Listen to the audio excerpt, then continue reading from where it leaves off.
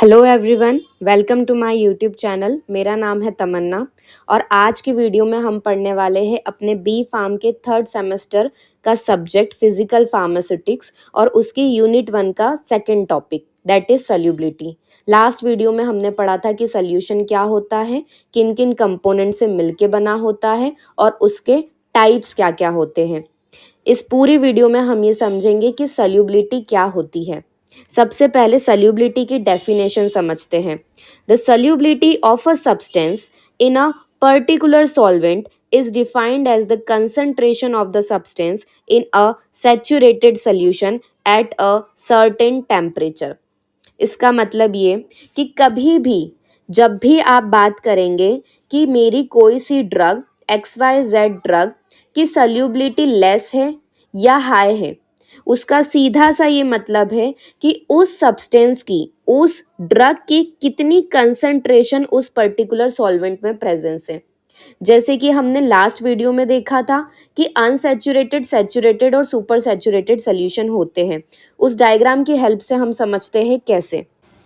तो इस डायग्राम की हेल्प से हम समझते हैं कैसे। सबसे पहले तो ये डायग्राम में हमें दिख रहा है कि ये हमारा एक सॉल्यूट है, दूसरा है हमारा सॉल्वेंट। जब भी मैं इस सॉल्यूट को इस सॉल्वेंट में ऐड करूंगी तो ये मुझे एक सॉल्यूशन देगा। सॉल्यूट जब भी सॉल्वेंट में जाके डिसॉल्व होगा, मिसिबल होगा या घुलेगा तो वो एक सॉल्यूशन फॉर्म करेगा। ओके, और यहाँ पर हमारे पास तीन टाइप के सॉल्यूशन हैं।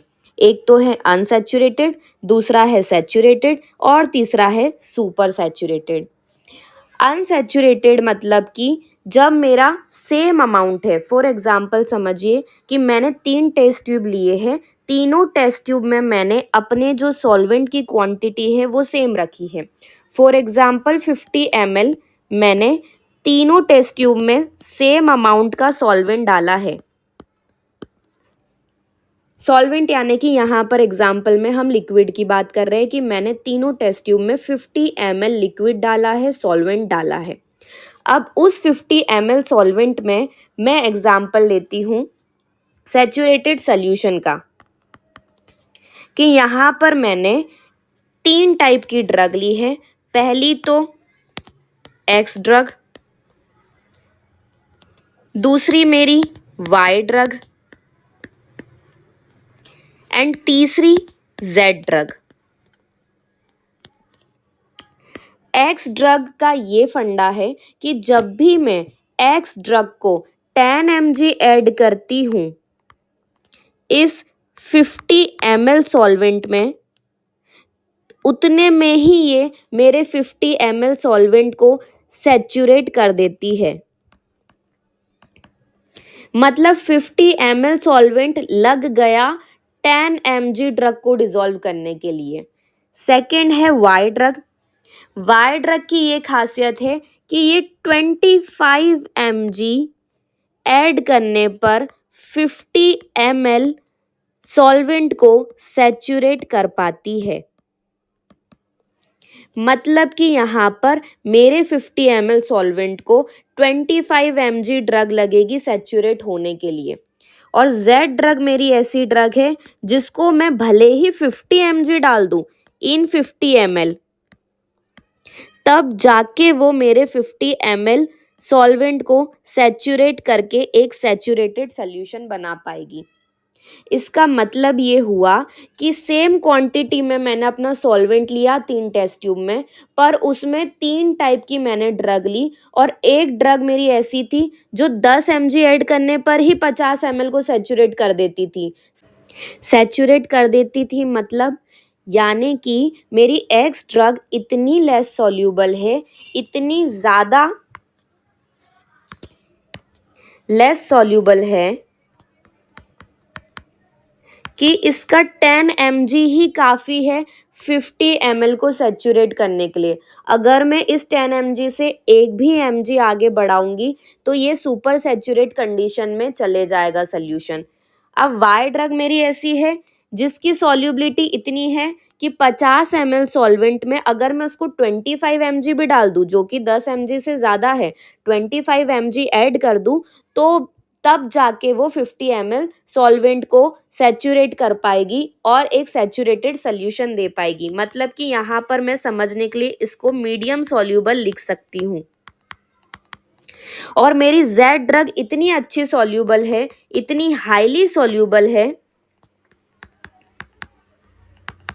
कि जब मैं 50 mg ड्रग डाल रही हूँ 50 ml सॉल्वेंट में, तो यानी कि मेरा पूरा 50 ml सॉल्वेंट इतना 50 mg ड्रग को अपने अंदर डिसॉल्व करवा सकता है, इनकॉर्पोरेट करवा सकता है।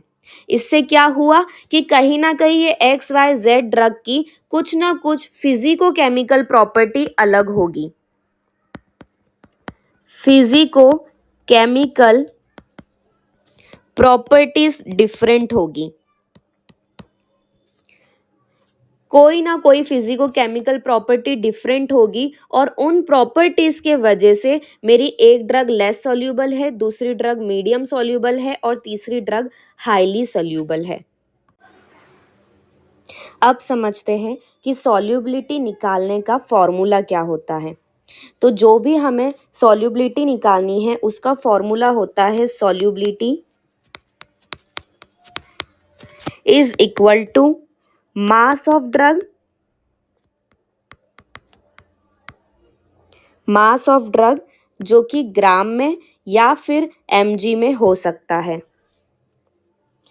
और यहाँ पर volume of solvent in ml।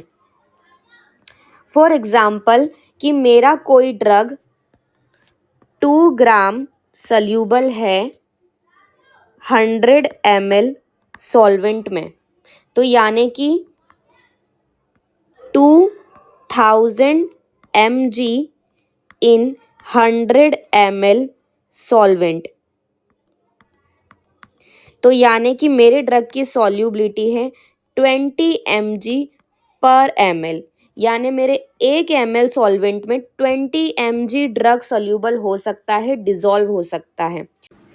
आइए इसे समझने के लिए हम कुछ मार्केटेड फॉर्मुलेशन के एग्जाम्पल समझते हैं। फॉर एग्जाम्पल मैंने यहाँ पर अपनी पहली ड्रग ली है आइबुप्रोफेन। आइबुप्रोफेन जो ड्रग है वो इतनी लेस सॉल्यूबल होती है कि उसकी जो सॉल्यूबिलिटी होती है वो होती है 100 mg of drug dissolves in 1000 ml of solvent या वाटर, यानी कि 100 mg ड्रग को 1 लीटर 1000 ml सॉल्वेंट लगेगा डिसॉल्व होने के लिए। अगर वो 100 ml सॉल्वेंट में उसे डालेंगे तो वो क्रिस्टल फॉर्म कर लेगी, वो सॉल्यूबल नहीं होगी। अब इसकी सॉल्यूबिलिटी हम कैसे निकालेंगे? सॉल्यूबिलिटी का फॉर्मूला पुट ऑन करके। सॉल्यूबिलिटी का फॉर्मूला क्या होगा? मास ऑफ ड्रग अपॉन में volume of solvent. Mass of drug मेरा यहाँ पर है 100 mg और वॉल्यूम ऑफ सॉल्वेंट है मेरा 1000 ml। इन दोनों को मैं डिवाइड करूंगी तब जाके ये कैलकुलेशन निकलेगी कि यानी कि मेरी 0.1 mg ड्रग ही डिसॉल्व हो पाती है पर ml सॉल्वेंट में। यहाँ पर मेरे 1 ml सॉल्वेंट में सिर्फ और सिर्फ 0 mg ही ड्रग डिसॉल्व हो पाती है, मतलब ये काफ़ी ज़्यादा लेस सॉल्यूबल है। इसी वजह से ऐसे ड्रग्स के कभी कभी सॉल्ट फॉर्मेशन किए जाते हैं, यानी कि उसके फंक्शनल ग्रुप अटैच कर दिए जाते हैं केमिकल स्ट्रक्चर में कि या तो कुछ सॉल्ट फॉर्मेशन से उसकी सॉल्युबिलिटी इन्हेंस हो जाए क्योंकि सॉल्ट आपका वाटर लविंग नेचर का होता है इसलिए, या फिर उसकी ऐसी फॉर्मुलेशन बनाई जाए जैसे कि सस्पेंशन एंड ऑल जो ऑलरेडी डिसॉल्व हो और उसका अच्छे से जल्द इफेक्ट मिले क्योंकि वो ऑलरेडी डिसॉल्व है, अब उसको बॉडी फ्लूइड में जाके डिसॉल्व होने की ज़रूरत नहीं है। सेकेंड मैं ड्रग का एग्जाम्पल देती हूँ मेटफॉर्मिन। मेटफॉर्मिन जो मेरी ड्रग है उसकी सॉल्युबिलिटी है 1000 mg इन 10 ml वाटर ओनली, इन 10 ml वाटर। मतलब कि जब मैं इसकी सॉल्युबिलिटी निकालूंगी, सॉल्युबिलिटी कैसे निकालूंगी, मास ऑफ सॉल्वेंट यानी कि 1000 mg अपॉन में वॉल्यूम ऑफ सॉल्वेंट यानी कि 10 ml। तो मेरी सॉल्युबिलिटी निकलेगी 100 mg, 100 mg पर ml ऑफ सॉल्वेंट, यानी कि यहाँ पर मेरे 1 ml सॉल्वेंट में 100 mg ड्रग डिजोल्व हो सकती है। इतनी सारी ड्रग में सिर्फ और सिर्फ 1 ml सॉल्वेंट में डिजोल्व कर सकती हूँ। 1 ml सॉल्वेंट में मैं 100 mg ड्रग को ऐड कर सकती हूँ और इसका एक सल्यूशन बना सकती हूँ। तो यहाँ पर क्या समझा कि 100 mg ड्रग 1 ml में जा रही है और वहीं पर हमारी 1 ml में सिर्फ और सिर्फ 0.1 mg ड्रग जा रही है, यानी कि ये ड्रग कितनी कम सॉल्यूबल है और ये ड्रग कितनी हाई सॉल्यूबल है, हाईली सॉल्यूबल है। इसलिए ये ड्रग को हम टैबलेट कैप्सूल के फॉर्म में भी दे सकते हैं। क्यों? क्योंकि यहाँ पर एक हाइड्रोक्लोराइड सॉल्ट ऐड करा गया है जो उसकी वाटर की सॉल्युबिलिटी को इन्हेंस कर रहा है। अब हम समझते हैं सॉल्युबिलिटी की अगर स्पेसिफिक डेफिनेशन की बात करी जाए अकॉर्डिंग टू आईपीबीपी, तो सॉल्युबिलिटी की स्पेसिफिक डेफिनेशन ये होती है, solubility is the maximum amount of solute, is the maximum amount of solute that can dissolve in a specific amount of solvent at a given temperature to form a saturated solution। मतलब कितना ज़्यादा से ज़्यादा, maximum यानी ज़्यादा से ज़्यादा amount of solute dissolve हो सकता है कोई स्पेसिफिक अमाउंट ऑफ सॉल्वेंट में किसी पर्टिकुलर टेम्परेचर पर। जो भी टेम्परेचर बोला गया है, रूम टेम्परेचर बोला गया है, उस रूम टेम्परेचर पर उतना अमाउंट ऑफ सॉल्वेंट में कितनी ज़्यादा से ज़्यादा ड्रग आ सकती है, जैसे कि हमने एग्जाम्पल में आइबुप्रोफेन और मेटफॉर्मिन के बारे में समझा। सॉल्युबिलिटी को हम यूजुअली एक्सप्रेस करते हैं ग्राम्स ऑफ सॉल्यूट पर 100 ग्राम ऑफ सॉल्वेंट। सॉल्युबिलिटी को हम और भी तरीके से डिफाइन करते हैं, एक तो होता है क्वालिटेटिव, दूसरा होता है क्वांटिटेटिव। क्वालिटेटिव सॉल्युबिलिटी किसे कहते हैं? Solubility can also be defined as the spontaneous interaction of two or more substances to form a homogeneous molecular dispersion. यानी कि जब भी क्वालिटेटिव की बात हो रही है तो यहाँ पर कोई कंसंट्रेशन या अमाउंट की बात नहीं हो रही है। यहाँ पर सिर्फ इतना बताया जा रहा है कि जब दो या दो से ज़्यादा सब्सटेंसेस के बीच में इंट्रैक्शन होगा तब जाके एक होमोजेनस मॉलिक्यूलर डिस्पर्शन फॉर्म होगा। डिस्पर्शन यानी कि एक तरीके का सॉल्यूशन फॉर्म होगा और मॉलिक्यूलर डिस्पर्शन यानी कि जिसमें मॉलिक्यूल्स प्रेजेंट होंगे, उस सॉल्यूशन में मॉलिक्यूल्स प्रेजेंट होंगे जो कि होमोजेनस मिक्सचर होगा।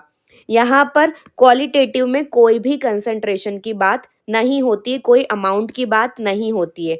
वहीं पर क्वांटिटेटिव सॉल्युबिलिटी का मतलब होता है solubility of a substance in a particular solvent is defined as the concentration of the substance in saturated solution at certain temperature। जब भी concentration की बात आ जाए, amount की बात आ जाए, तो वो टर्म क्वांटिटेटिव टर्म होगा। यहाँ पर ये बताया जा रहा है कि किसी भी पर्टिकुलर सॉल्वेंट में सब्सटेंस की कितनी कंसंट्रेशन प्रेजेंट है सैचुरेटेड सॉल्यूशन बनाने के लिए at a certain temperature. Temperature हमेशा कांस्टेंट रहेगा, उस टेम्परेचर पर सैचुरेटेड सॉल्यूशन बनाने के लिए कितने अमाउंट ऑफ सॉल्वेंट में कितना कंसंट्रेशन ऑफ ड्रग प्रेजेंट है, ये हमारा क्वांटिटेटिव होता है। तो क्वालिटेटिव यानी कि जो नॉर्मल डेफिनेशन है जिसमें दो या दो से ज़्यादा सब्सटेंस का एडिशन हो रहा है और एक मॉलिक्यूलर डिस्पर्शन बन रहा है, और क्वांटिटेटिव यानी कि जब भी वहाँ पर कंसंट्रेशन की बात हो रही है तो वो हमारा क्वांटिटेटिव सॉल्युबिलिटी होगी। Okay everyone, so thank you very much for watching my video. इस पूरी वीडियो में जो भी मैंने बताया, इसका नेक्स्ट पार्ट मैं जल्द से जल्द अपलोड करूंगी, जिसमें मैं ये समझाऊंगी कि सॉल्युबिलिटी की सबसे इम्पॉर्टेंट टेबल को आपको कैसे याद करना है, जो कि आपके जीपेट और कॉम्पिटिटिव एग्जाम्स में भी आती है। प्लस सॉल्युबिलिटी के एक्सप्रेशंस क्या होते हैं, यानी कि सॉल्युबिलिटी को आप कैसे समझा सकते हो, यूनिट्स क्या होती है, और सॉल्युबिलिटी की इम्पोर्टेंस क्या है, हम सॉल्युबिलिटी पढ़ ही क्यों रहे हैं फार्मेसी में। Okay, thank you.